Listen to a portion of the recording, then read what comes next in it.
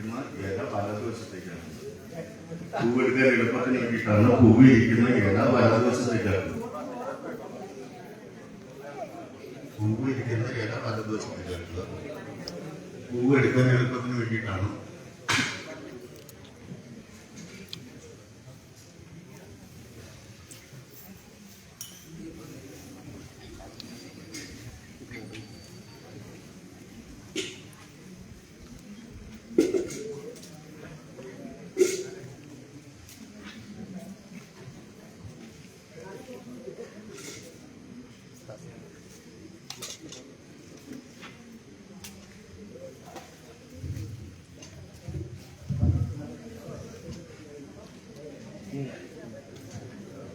എല്ലാവരും കൈ വെള്ളം കൊണ്ട് നനയ്ക്കുക. കൈ വെള്ളം കൊണ്ട് നനയ്ക്കുക. ഒരു പൂവെടുത്ത് ചന്ദനത്തിൽ മുക്കി വെള്ളത്തിലേക്ക്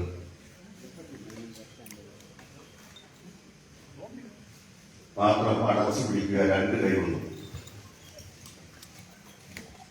പറയണം: ഗംഗേ ച യമുനേ ചൈവ ഗോദാവരി സരസ്വതി നർമ്മദേ സിന്ധു കാവേരി ജലേസ്മിൻ സന്നിധിയിൽ കുരു. കൈയെടുക്കുക.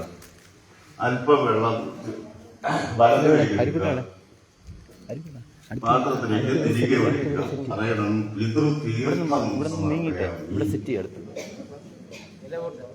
അല്പം തീർത്ഥം കൈയെടുക്കുക. ദേഹത്തേക്ക് തളിക്കുക.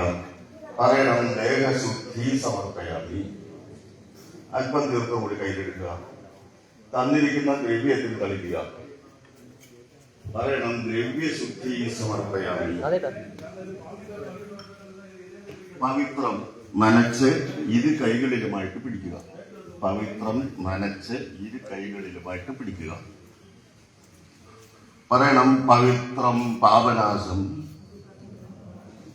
ആയുത്തേജോബല സൗഖ്യം അമാവാസി ശ്രാദ്ധക്രിയാർത്ഥം പവിത്രകാരണം നമ.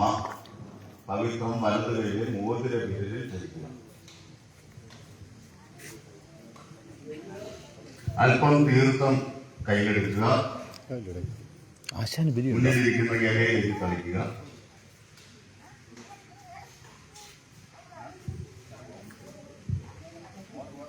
അല്പം തീർത്ഥം കൊണ്ട് കയ്യിലെടുക്കുക. മുന്നിലിരിക്കുന്ന ഇലയുടെ നടുവിൽ തളിച്ച് ചാണകം മെഴുകുന്നു എന്ന് സങ്കല്പിച്ച് കൈകൊണ്ട് വട്ടത്തിൽ മെഴുകുന്നതായിട്ട് സങ്കല്പിക്കുക. ഇലയിൽ മെഴുകുക കേട്ടോ. ഇലയിൽ വെക്കാൻ അവിടെ ഇലയിലാണ്. ഇലയിൽ മെഴുകിയാൽ മതി. ഇലയിൽ മെഴുകിയാൽ മതി. ഇലയിലാണ് നമ്മൾ ശ്രാദ്ധം കൊടുക്കുന്നത്. അപ്പൊ ഇലയിൽ മെഴുകിയാൽ മതി. മോതിര വിരൽ ചന്ദനത്തിൽ മുക്കി നമ്മൾ മെഴുകിയ സ്ഥലത്ത് ഓം എന്ന് എഴുതുക. മോതിര വിരൽ ചന്ദനത്തിൽ മുക്കി ഇലയിൽ മെഴുകിയ സ്ഥലത്ത് ഓം എന്ന് എഴുതുക. ഒരു പൂവെടുക്കുക. പിതൃവിനെ ആവാഹിച്ചു വരുത്തുന്നതിന് വേണ്ടി പീഠം ഒരുക്കുന്നതായിട്ട് സങ്കല്പിക്കുക. മുഖത്ത് 3 പ്രാവശ്യം ഒഴിയുക. പറയണം: വിഘ്നേശ്വര മാനസ സങ്കല്പ പിതൃപൂജ സമർപ്പയാമി. ആ ചന്ദനം കൊണ്ട് ഓം എന്ന് എഴുതിയിട്ട് മുകളിലേക്ക് വയ്ക്കുക. അവിടെ ലൈറ്റ് ഇല്ലേ? ഇലയിൽ വച്ചിരിക്കുന്ന പകുതി ദർഭ കയ്യിലെടുക്കുക. 2 ഉണ്ടാവും. 2 കൈയിലുമായിട്ട് പിടിച്ച് കൈ പിണച്ച് പിടിച്ച് 2 ചെവിയിലുമായിട്ട് പിടിക്കുക.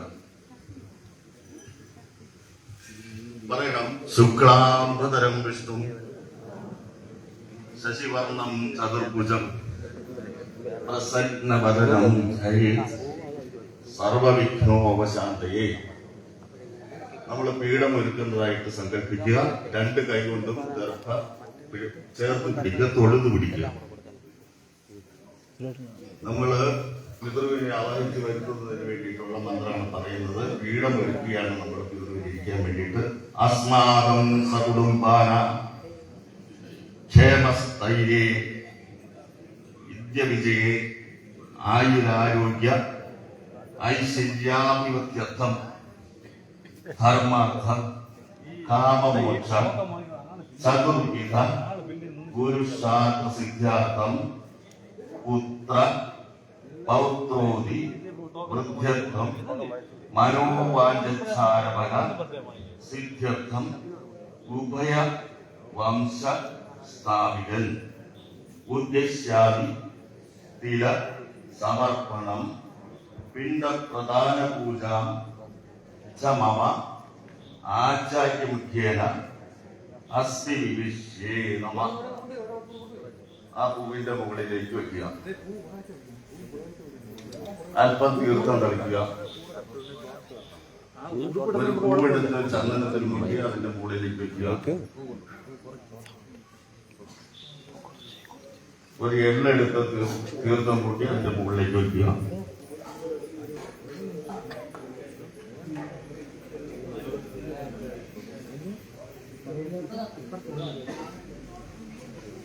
ഇനി അതിൽ വെച്ചിരിക്കുന്ന ഊർജ്ജം കയ്യിലെടുക്കുക.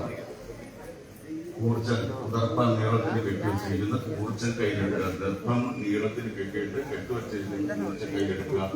അല്പം എള്ള ചന്ദനം തീർത്ഥം കൂട്ടി ഇരു കൈകളിൽ പിടിക്കുക.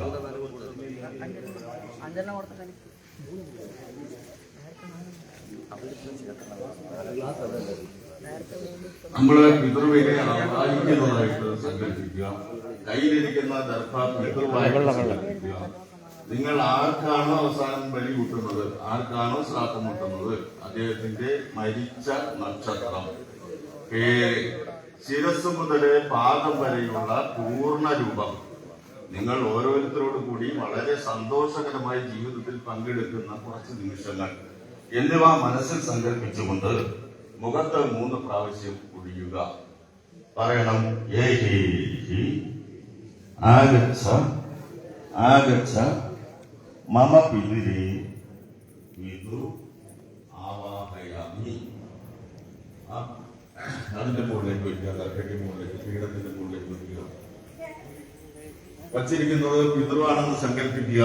അല്പം തീർത്ഥമെടുക്കുക, 3 പ്രാവശ്യം അതിലേക്ക് കൊടുക്കുക. പറയണം, പിതൃതീർത്ഥം സമർപ്പയാമി.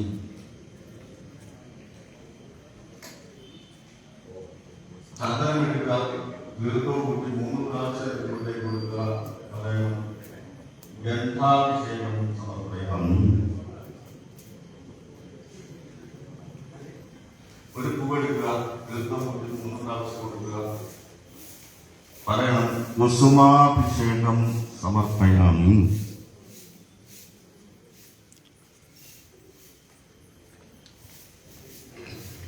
പവിത്രം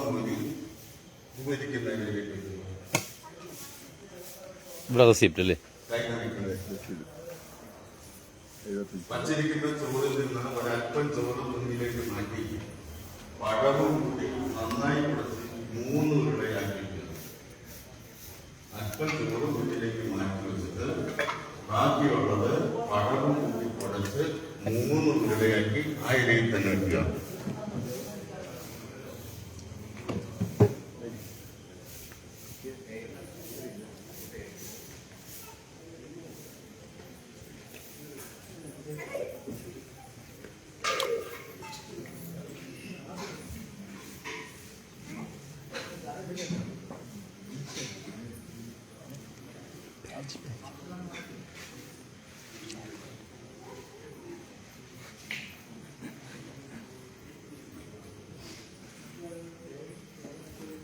കൈ നനയ്ക്കുക, പവിത്രമെടുത്ത് മുദ്രയിൽ വീണ്ടും ധരിക്കുക.